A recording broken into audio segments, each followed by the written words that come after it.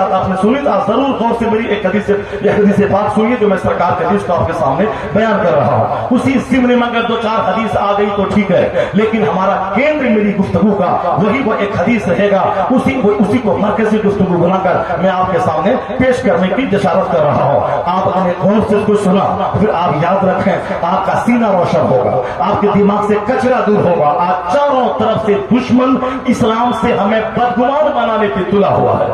بہت سارے لوگ پڑھے لکھے لوگ صرف دنیاوی چند سکے کمانے کے لیے آج مشرکوں کا ساتھ دے کر مسلمانوں کے دل دماغ کو ایمان سے خالی کرنے کی ناپاک کوشش کر رہے ہیں. ایسے وقت میں آج پہلے سے زیادہ ضرورت ہے کہ میں قرآن پڑھوں، قرآن سنوں اور قرآن سے نور حاصل کروں. جبکہ حضور نے یہی کہا تھا 1400 سال پہلے، ان اللہ یرفع بہذا الکتاب اقواما ویدعو بہ آخرین. حضور نے یہ نہیں کہا تھا ماں باپ کے مرنے کے بعد مدرسے سے 10 بچوں کو بولا کہ قرآن خوانی کروا دو، بغیر سمجھے مجھے قرآن پڑھوا کے یہ سارے ثواب کر دو. ثواب ہے بغیر سمجھے مجھے پڑھنے کا، مگر مقصد نزول یہ نہیں ہے کہ صرف قرآن پاک کو ہم گلے میں تعویذ بنا کے باندھے اور بغیر سمجھے مجھے پڑھے. نہیں، قرآن پاک کے نزول کا مقصد ہے اس کو پڑھا جائے، اس کو سمجھا جائے، اس پر عمل کیا جائے، اس کو دوسروں تک پہنچایا جائے. اگر کوئی بندہ 5 ٹائم کر کی نماز خود سے پڑھتا ہے، پڑوسی کو نہیں بولتا ہے، اپنی بیوی کو نہیں کہتا ہے، اپنے بچوں کو نہیں بولتا ہے، تو قیامت کے ان کے بچے کھڑے ہوں گے اور کہیں گے یہ میرا باپ ہے جو خود تو نماز پڑھتا تھا اور مجھ کو نماز پڑھنے کبھی نہیں کہا. یہ مقدمہ قبول کر لیا جائے گا. اس کے بعد اس کے خلاف کارروائی ہوگی کہ تم نے صرف اپنی نماز کیوں پڑھی، تم نے اپنے بچوں کو نماز پڑھنے کے لیے کیوں نہیں کہا، تم نے اپنی بیوی کو نماز پڑھنے کے لیے کیوں نہیں کہا، تم نے اپنے پڑوسی کو نماز پڑھنے کیوں نہیں کہا. تو اسلام یہ نہیں چاہتا کہ میں صرف اکیلے سخی سمپن رہوں، میں اکیلے صرف کھانا کھاؤں، میں اکیلے صرف نماز پڑھوں، اکیلے صرف میں 1000 پر درود روزانہ پڑھوں. اسلام یہ چاہتا ہے کہ تمہاری وجہ سے تمہاری بیوی بھی نیک بنے، تمہارے بچے بھی نیک بنے، تیرا پڑوسی بھی نیک بنے، تیری ماں تیرے باپ بھی نیک بنے اور تیرے سمپرک میں آنے والے دوست بھی نیک بنے. اس لیے کہیں کہا جاتا ہے تو انفسکم و اہلیکم نارا، اپنے آپ کو اپنے اہل و عیال کو جہنم کی آگ سے بچاؤ. کہیں کہا جاتا ہے فرقوا مع الراکعین، یعنی رکوع کرنے والوں کے ساتھ مل کر کے رکوع سجدہ کرو. کہیں کہا جاتا ہے کونوا مع الصادقین، یعنی تمہاری صبح و شام سچے لوگوں کے ساتھ میں گزرے.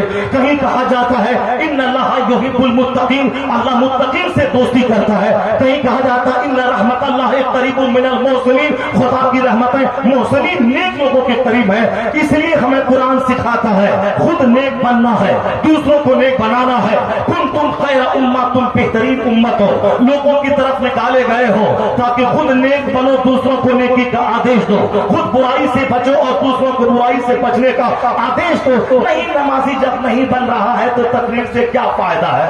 جب لوگ نیک نہیں بن رہے ہیں تو تقریر اور جلسے سے کیا فائدہ ہے؟ یہ پڑھا لکھا وہ آدمی جو ایک وقت کی نماز نہیں پڑھتا ہے اور وہ مجھ سے کہتا ہے تقریر کے بارے میں لوگ بولتے ہیں تقریر بڑی اچھی ہوئی اور عمل ہی نہیں ہے تو کیا ہوا؟ یعنی اس الو کے کہنے کا مطلب یہ ہے کہ تقریر بند کر دیا جائے. جب نماز نہیں کوئی پڑھتا ہے تو صرف پورے 5-6 گھنٹے تک صرف غزل سنایا جائے، صرف نظم سنایا جائے، صرف نعت سنائی جائے. جب نماز ہی نہیں پڑھتے ہیں تو پھر کیوں تقریر ہوتی ہے؟ یہ بولتا ہے کون؟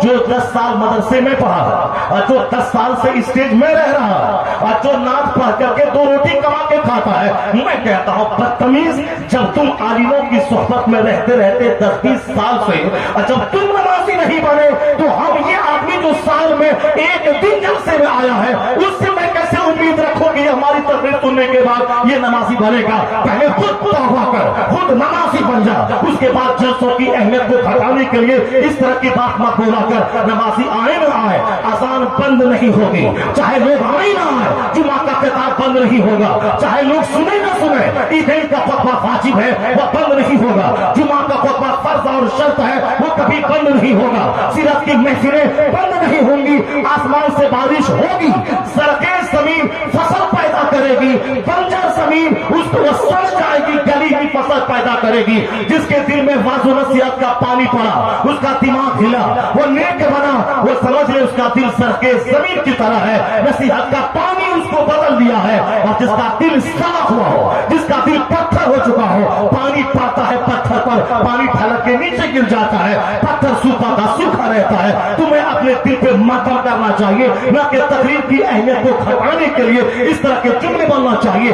چاہے ایک بھی تماسی آئے نہ آئے، آزاد قیامت تک ہوتی رہے گی، خطاب قیامت تک ہوتا رہے گا. نعرہ تکبیر، رسول سے جواب دے. نعرہ تکبیر، نعرہ رسالت. رہبران شریعت کانفرنس حضرت علامہ مفتی شہریار رضا صاحب قبلہ. ہمارے بزرگ 100 سال پہلے سے اگر یہی سن کے رہ جاتے، نمازی نہیں بنتے ہیں تو جلسہ کرانے سے کیا فائدہ ہے.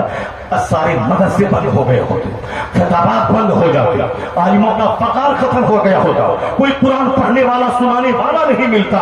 مگر ہمارے بزرگوں نے ان ساری چھوٹی چھوٹی باتوں کی اندیکھی کرتے ہوئے ان لوگوں نے محنتیں جاری رکھے، مدرسہ قائم کیا، محفلیں منعقد کی، خانقاہ کو زندگی عطا کی، لوگوں سے ملنا جلنا رکھا. نتیجے میں آج اگر پورے ہندوستان میں سب سے زیادہ جلسے سیرت کی محفلیں ڈویژن میں اگر ہو رہے ہیں، مظفر پور میں، موتیہاری میں، مدھوبنی میں، دربھنگا میں، سیتامڑھی میں، وہ پرانا ہندوستان جو نیپال میں چلا گیا، وہ سب جو ہندوستان کے اندر ہی تھا، ان علاقوں میں اگر جلسہ ہے، سیرت کی محفلیں ہیں، تو نیتاؤں کی محنت کا دخل نہیں ہے، ڈی ایم کی محنت کا دخل نہیں ہے، زمیندار کی محنت کا دخل نہیں ہے. وہ کمزور کھانے والے پینے والے وہ رہبران شریعت ہے، جس میں سرکار محبہ سے بالکل سرخی پر کے اس جماعت کے سردار ہیں، جنہوں نے گالیاں سنی، جنہوں نے محنتیں کی. ان کا احسان ہے کہ آج مدرسہ زندہ ہے، جلسہ زندہ ہے،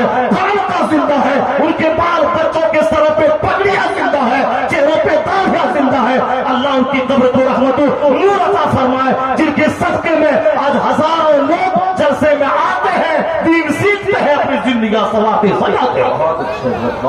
ان بزرگوں کی محنتوں کو میں سلام کرتا ہوں. انہی بزرگوں میں ایک سرکار طیب علی ہے جو آج سے 60-70 سال پہلے بیل گاڑی پر چل کر، پیدل چل کر، سائیکل پر بیٹھ کر، گاؤں گاؤں جا کر، دالان میں مچان پہ بیٹھ کر 10 لوگوں کو جمع کر کے کہتے تھے کہ مسلک اعلیٰ حضرت پہ مضبوطی سے قائم رہنا. سرکار اعلیٰ حضرت نے فلاں کے بارے میں یہ کہا ہے، فلاں نے مصطفیٰ کے غیر کی توہین کی ہے. اعلیٰ حضرت نے ان کے خلاف یہ کتاب لکھی ہے. مسلک اعلیٰ حضرت کے حامی علماء کو بولا کر بڑے جلسے کروا کے چھوٹی چھوٹی محفلوں میں لوگوں کے سامنے اس طرح کی باتیں بتا کر اگر آج سنیت آپ کے علاقے میں زندہ ہے تو احسان ایک طرف بابا طیب علی کا بعد میں ہے، سرکار محبہ کا احسان، بابا طیب علی کا احسان، اور محدث بہاری کا احسان، ملک العلماء کا احسان، ان بزرگوں کا احسان ہے. آج بہار میں سنیت زندہ ہے، کسی نیتا کی وجہ سے نہیں، ان رہبران شریعت علماء کی وجہ سے دین زندہ ہے. اللہ تعالیٰ ان علماء سے محبت کرنے کی ہم سبوں کو توفیق عطا فرمائے. یہ کہتے ہیں مولوی لوگ کیا کرتا ہے، مولانا لوگ کیا کرتا ہے. مولانا مولوی دنیا کی باتیں کم کرتا ہے، جنت کی بات زیادہ کرتا ہے، اور جنت کی باتوں کی ضمن میں دنیا کی باتیں بھی ہو جاتی ہیں.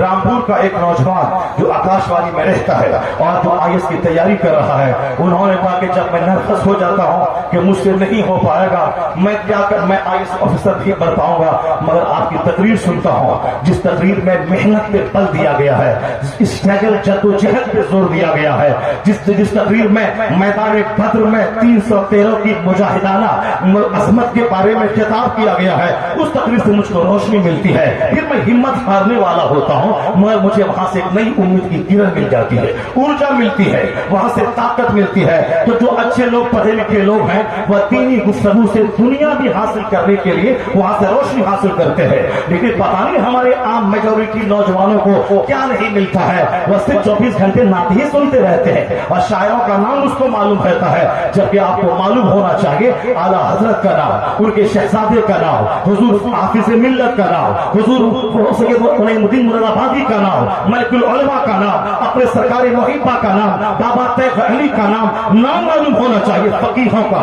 عالموں کا، ائمہ کا، مجتہدین کا، مسجد کے اچھے امام کا، ان کے کتاب کا ریفرنس ہے، فلاں مسجد میں فلاں امام نے جمعہ کے دن خطبہ دیا تھا، اس خطبے میں انہوں نے یہ حدیث پاک پڑھی تھی. اگر یہ ماحول آپ نے بنایا تو آپ کا بچہ جوکر نہیں بنے گا، غلام غلام احمد مختار بن جائے گا، آپ کا بچہ غلام غوث بنے گا، آپ کا بچہ غلام خواجہ بنے گا۔ اب ذرا سنیے سرکار دو جہاں نے ماں کی گود سے لے کے قبر کی گود تک ہماری رہبری کیسے کی ہے، ہماری رہنمائی کیسے کی ہے، ہمیں قدم قدم پہ کس قدر کلیئرلی واضح طور پر جینے کا انداز ہم کو سکھایا ہے۔ حضور کے حدیث ہے قد افلح من اسلم، یہ بخاری اور مسلم کی حدیث ہے، سرکار فرماتے ہیں he became successful، وہ کامیاب ہو گیا۔ قد افلح من اسلم، جس نے اسلام لایا، جو مومن ہوا وہ کامیاب ہے، چاہے وہ کرائے کے گھر میں کیوں نہ رہے، چاہے وہ پھاولا کیوں نہ چلا، چاہے وہ چپراسی کیوں نہ ہو، چاہے وہ کرائے کے گھر میں کیوں نہ رہے، چاہے وہ بیمار کیوں نہ رہے، چاہے وہ مزدور کیوں نہ رہے،